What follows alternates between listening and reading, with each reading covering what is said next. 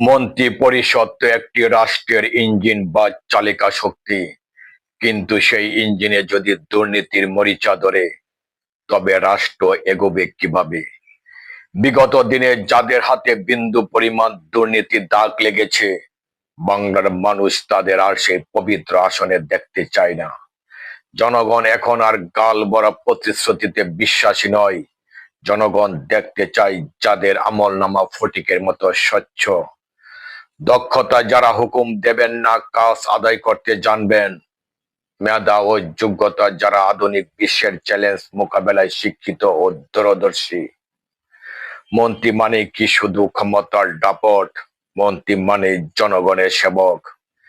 যোগ্য মেধাবীরা যখন নেতৃত্বে আসবে, তখন অনিয়ম পালাবে আর দেশ মাথা উঁচু করে দাঁড়াবে। আমরা এমন এক বাংলাদেশ চাই যেখানে মেধার মূল্যায়ন হবে, দুর্নীতি নয়। রাষ্ট্রের চালিকা শক্তি হোক সৎ মানুষের হাতে। আগামী দিন মন্ত্রী পরিষদে আমরা কোনো দাগী মুখ নয়, বরং যোগ্য ও দেশপ্রেমিক মুখ দেখতে চাই। আপনি কি তাই মনে করেন? আপনার মতামত কমেন্টে জানান।